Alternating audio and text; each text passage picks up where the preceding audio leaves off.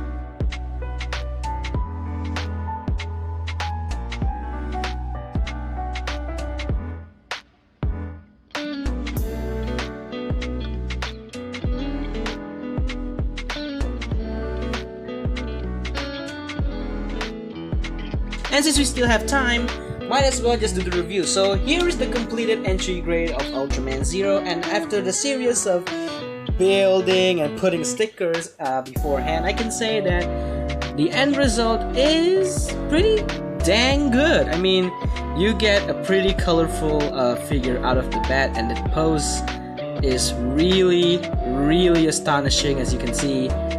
Yeah, some parts are glossy because they are stickers, but you can ignore that if you want to. Now, the issues I have with this was because of the num marks, and as you can probably guess where the num marks are just based on the looks and the build video just now. But the num marks that are really apparent is there on the hand. As you can see, that white little section right here, that's a num mark, so you will have to use some tools to get rid of that. But besides that, I mean, it's really on to par with the Sophie line. Now, another issue I take was because when I built the hands just now, as you can see, this part had some red on it, but when you look at the other arm, from this side you won't be able to notice it, but when you look from the back, you can clearly see there's something wrong because it doesn't have the red here. The red only appears on this side, so which is kind of weird. And let's take a look at the face. The face is one of the most badass looking faces. I mean, the eyes being clear yellow is pretty much a perfect idea, and it really does catch the light perfectly. And I gotta say, if you take some time to really just build this kit carefully, you will get a pretty good looking kit. And let's take a look at the color timer gimmick. Now, the color timer right here is blue, but if you pass it down, I guess, now the color timer has no color, signifying that an Ultra is dead. And yeah, it looks cool. Now let's change the color to red. Yeah, pretty much perfect from a distance, but when you bring it up close, you can see it's a sticker. But from a distance, it looks fine. Now let's change it back to the blue color, like so. Yeah. So other than that, the pre-posed figure looks cool, and the camera won't focus. Now I just noticed. And yeah, in person, it looks good, and this is pretty much good for photo ops. whatnot, and if you're not into posing SH figure arts or the Ultra Act, then this is a good thing. Now, let's do some size comparisons. First up, here he is next to Ultraman Ginga, and I thought he would be the same size as Ultraman Ginga, but it seems that Zero is actually bigger than Ginga himself, and really it just shocked me to see that Ginga is much more smaller than Zero. And as you can see from my intros, Ginga will no longer be relevant for the size comparisons, but that depends on if I want him to be in the size comparisons. And of course, here he is next to Ultraman Zero Beyond, a knockoff figure which I got as a present. And yeah, it's not exactly the same size, and let me know if you want to see me review that one.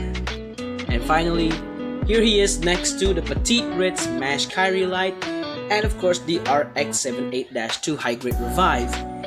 And he's even bigger than the RX78-2 Revive, which, now that I think about it, this is not 1/144 scale, this is just entry grade, I never mentioned the scale.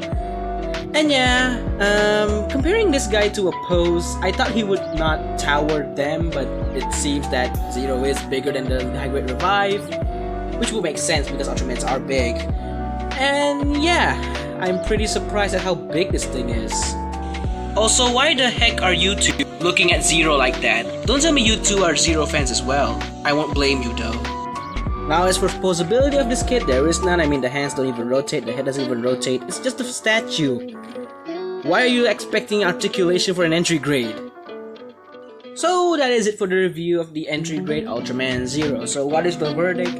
Well, like I said, if you want a statue, a good looking model kit in a pose, and almost significantly color accurate, and you're a big fan of Ultraman Zero, you want to celebrate his 10th anniversary, then pick this one up. It's a pretty easy build, despite the building video didn't look like it, and the end result is satisfying. Now, if you really want a posable figure and 100% color separation, which is pretty much straight from the show, you won't find it here. I do recommend, if you want something like that, you're gonna have to get the Ultra Act version or the SH Figure Arts version.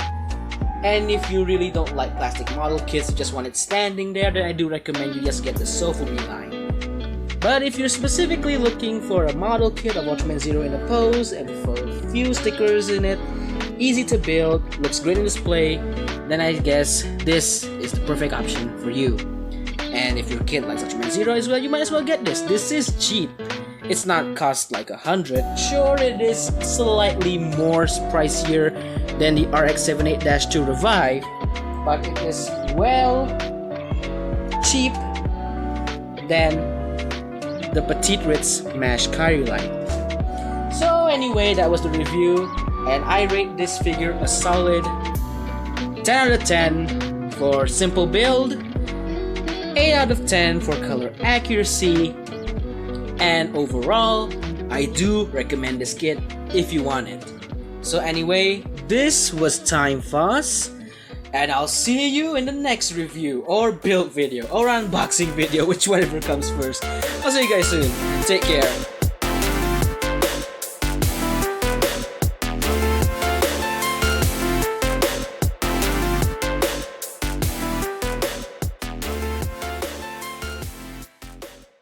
Also, I forgot to mention that Zero does not have his bracelet on the right hand, I mean the left hand, so yeah, he's not in the state of he got the Aegis armor. So yeah, there's no bracelet for, wait, what the fuck is, what the heck is this, what the, what, oh no, no, no, no, no, no, no, no!